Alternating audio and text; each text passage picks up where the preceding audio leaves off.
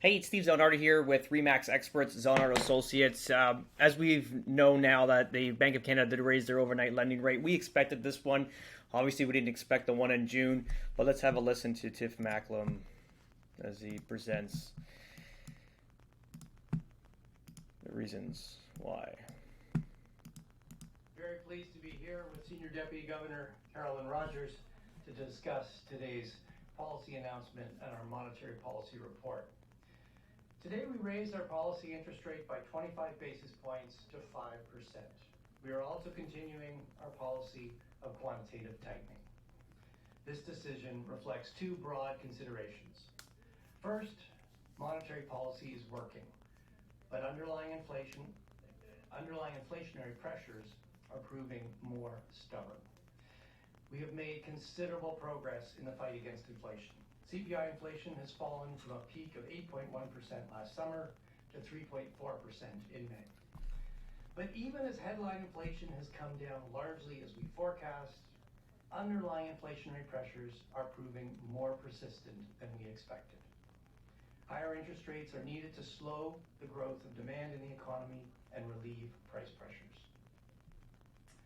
Second, we are trying to balance the risks of under and over tightening monetary policy. If we don't do enough now, we'll likely have to do even more later. But if we do too much, we risk making economic conditions unnecessarily painful for everybody. We've come a long way, and we don't want to squander the progress we've made. We need to stay the course to restore price stability for Canadians. Cette décision reflète So there you have it. They've raised the overnight lending rate to 5 basis points total. Yeah, I mean, it is what it is. Their target rate is 2% inflation. I'll have the link attached to this in this post. You can watch the whole thing. But what he's saying too is that number one, their end goal of 2024 to get the inflation down to 2% is now they're aiming for mid of 2025. It's a 6 month delay of their original plan. So expect higher rates until then, until this inflation rate gets down. They're at 3.3 or 3.4% CPI right now, down from what he said was 8.1%, which is great. But there's other issues, and they're going to have to tackle it, and it's corporate pricing rather. So that's basically corporations taking advantage of the time, saying, "Well, let's just tack on extra money. We'll say it's inflation. Everyone's still paying for it."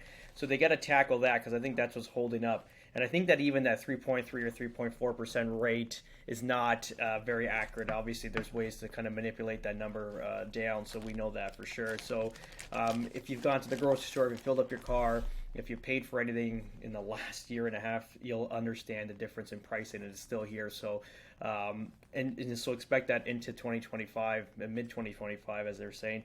But what he said is that if there is, they're going to be watching the whole world, global economy. If there's some sort of surprise inflation, that they are ready to raise the rates further if they need be. So again, he's just giving you the warning that probably is going to be a chill out period before these overnight policy rates will get raised again.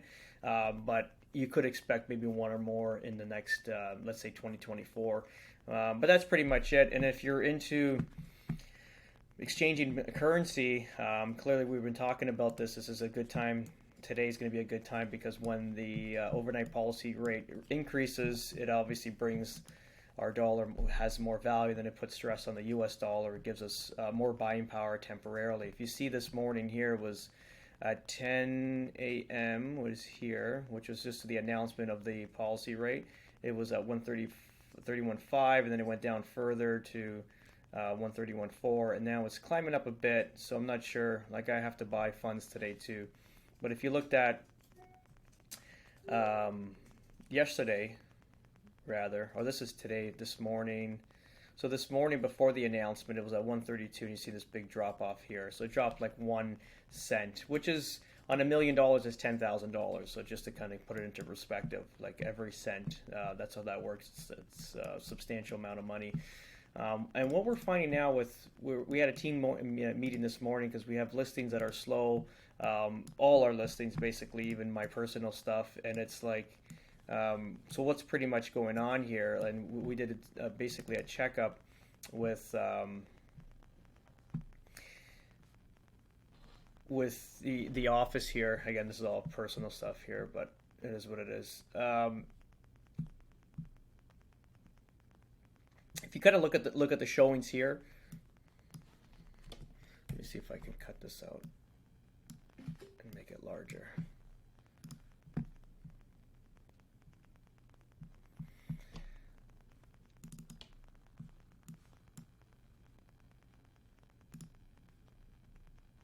So if you're looking at the showings, so last week's showings of many buyers coming out. So June 1st to 8th, we had 1,400 showings for the week, 1,500 on the second week of June, 1,200 and change on the third week, and then you start seeing the drift going down from June into July. So have a look at this. This is real good data. This is canaries in the mine shaft, where this is how we get our information. This is, not through any data system. This is physically our administrative staff picking up the phone and taking appointments. And so if you look how it dropped off after the school year finished, and that's probably one of the reasons too, because everyone's going on vacation right now. We went from 1138 to 1,070, and then this week we're down to 835. Clearly we have a few more days to make the 7 days naturally. Let's see here, that's just 3 days.